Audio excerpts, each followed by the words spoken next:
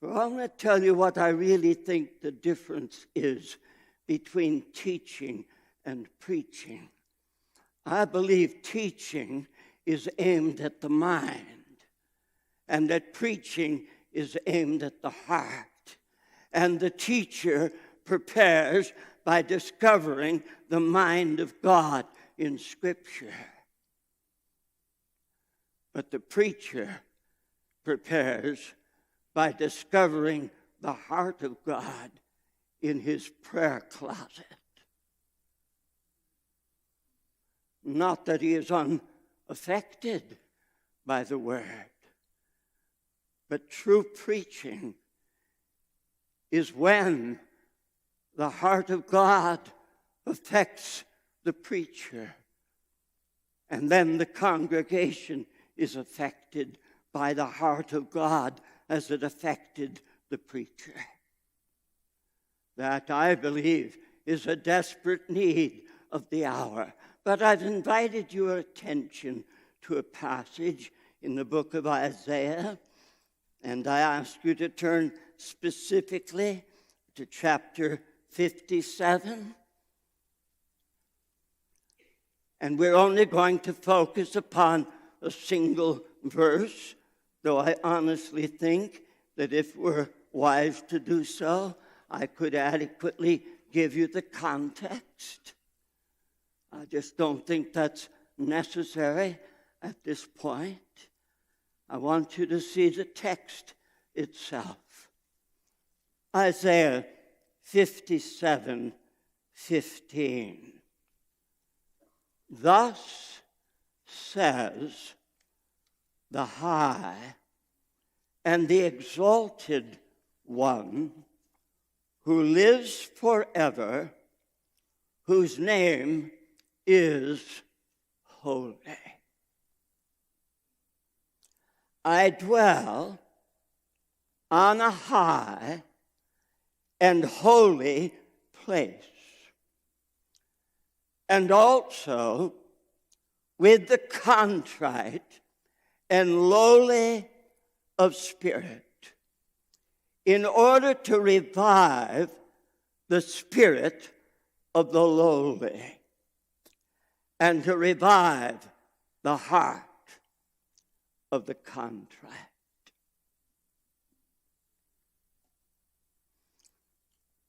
It is my profound conviction that all of us are in danger of fussing around, speaking against the fruits of sin, and never touching the roots. I think abortion is a fruit and not the root. And I don't believe that any amount of pruning fruits off a tree is going to change the roots.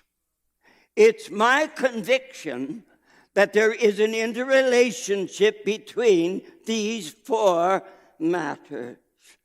What I think of God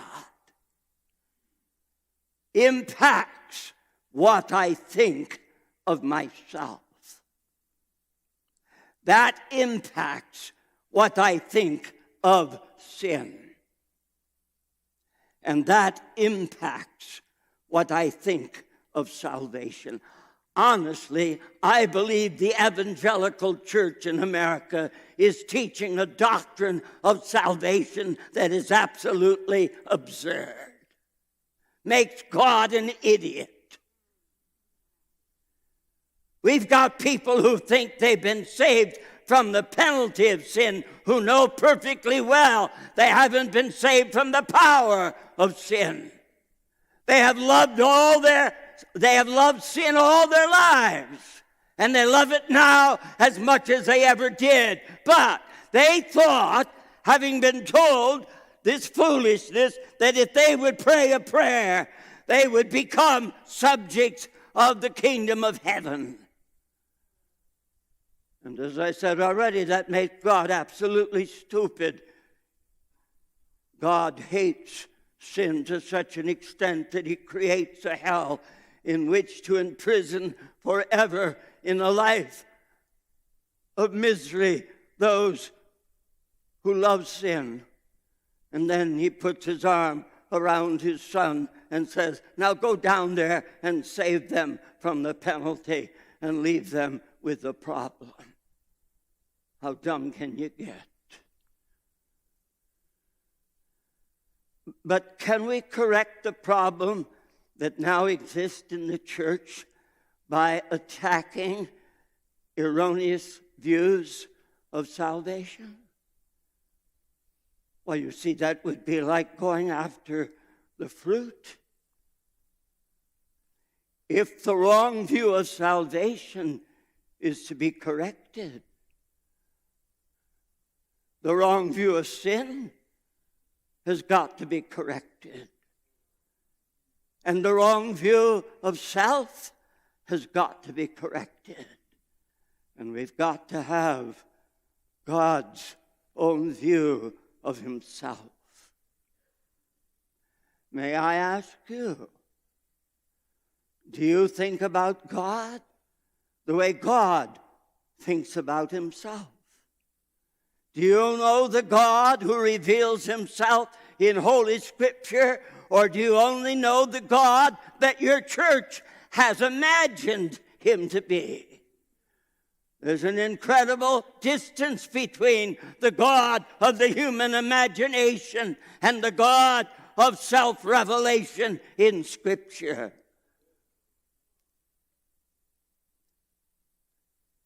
One of the reasons I believe the way I do about the difference between teaching and preaching, I've already stated. I believe that in teaching, one discovers the mind of God, but in preaching, one discovers the heart of God. And that's that heart that is proclaimed with fire, with passion, with purity, with power.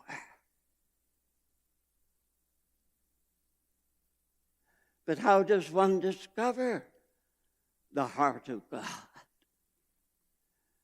In his kindness toward me personally, one of the most splendid things God ever led me to do was to preach a series of sermons in the city of Wheaton, where we lived.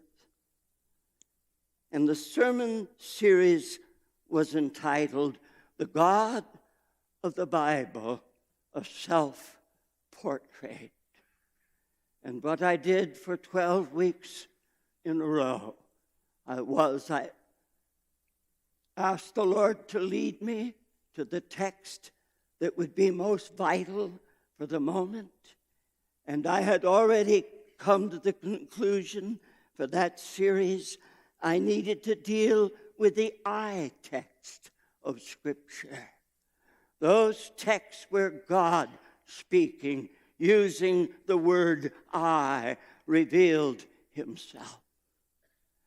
And so for 12 weeks, I spent not less than 2 hours a day with the text in front of me, saying, Lord, open this text to my heart. Make me to feel the consequence of this text. And then, after 5 days of meditation, I sat down and put together the thoughts that God had put into my heart. And then I went and preached such text as, I will it, I bring it to pass. Or, I will relieve myself of all mine adversary. Or, I dwell in the high and lofty place. I, whose name is holy. I, the high and exalted one. May I ask you, how much time do you spend each week in seeking the face of the God of the Bible?